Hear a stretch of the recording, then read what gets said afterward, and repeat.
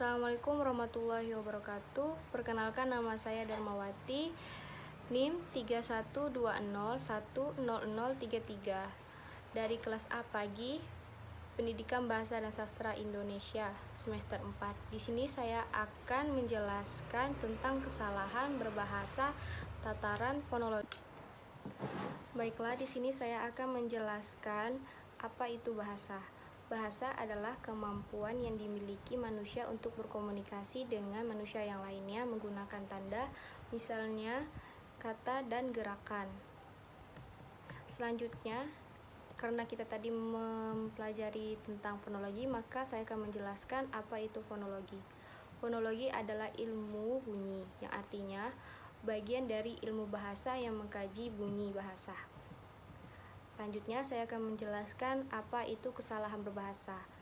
Kesalahan berbahasa adalah pemakaian bentuk-bentuk tuturan berbagai unit kebahasaan yang meliputi kata, kalimat, paragraf yang menyimpang dari sistem kaidah bahasa Indonesia baku, serta pemakaian ejaan dan tanda baca yang menyimpang dari sistem ejaan dan tanda baca yang telah ditetapkan sebagaimana dinyatakan dalam buku ejaan bahasa Indonesia yang disempurnakan.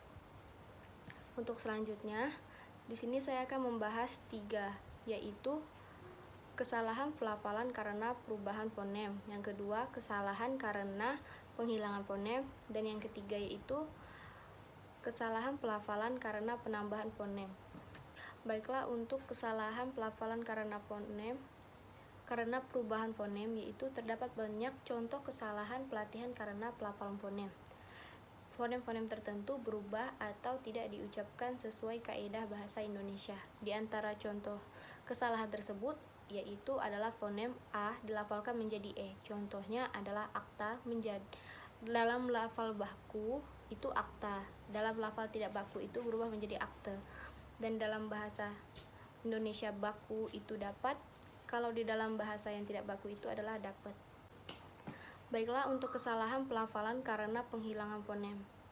Pemakaian bahasa sering menghilangkan bunyi tertentu pada sebuah kata yang mengakibatkan justru pelafalan tersebut menjadi salah satu atau tidak benar. Yang pertama itu adalah penghilangan fonem vokal. Pertama itu adalah fonem A. Misalnya adalah makaroni dalam bahasa bakunya, sedangkan dalam bahasa tidak baku itu tulisannya adalah makroni. Berbeda dengan yang baku itu adalah makaroni, sedangkan yang tidak baku itu adalah makroni. Baiklah, untuk kesalahan pelafalan karena penambahan fonem gian, yaitu terdapat pula kesalahan pelafalan dikarenakan pemakaian bahasa tersebut menambahkan fonem tertentu pada kata-kata yang diucapkan. Contoh kesalahan pada bagian penambahan fonem gian adalah, yang pertama adalah penambahan fonem A. Dalam kata bakunya itu adalah narkotik, tulisannya adalah narkotik.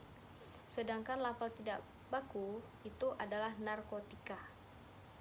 Baiklah, kesimpulan dari kesalahan dalam tataran fonologi itu adalah kesalahan berbahasa Indonesia dalam tataran fonologi dapat terjadi baik pengguna bahasa secara lisan maupun secara tertulis. Sebagian besar kesalahan berbahasa Indonesia dalam tataran fonologi berkaitan dengan pelafalan.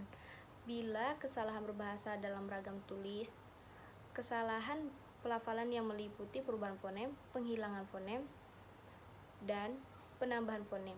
Kesalahan pelafalan karena pelafalan fonem-fonem tertentu berubah atau tidak diucapkan sesuai kaidah, yaitu perubahan fonem vokal, perubahan fonem konsonan, perubahan fonem vokal, perubahan pelafalan kata atau singkat. Kesalahan pelafalan karena kehilangan fonem, penghilangan fonem vokal, penghilangan fonem konsona, penghilangan fonem vokal rangkap, M menjadi vokal tunggal, penghilangan deret vokal menjadi vokal tunggal, penghilangan gugus konsonan, dan kesalahan pelafalan karena penambahan fonem. Baiklah, sekian dari saya Darmawati. Saya pamit undur diri. Terima kasih. Wassalamualaikum warahmatullahi wabarakatuh.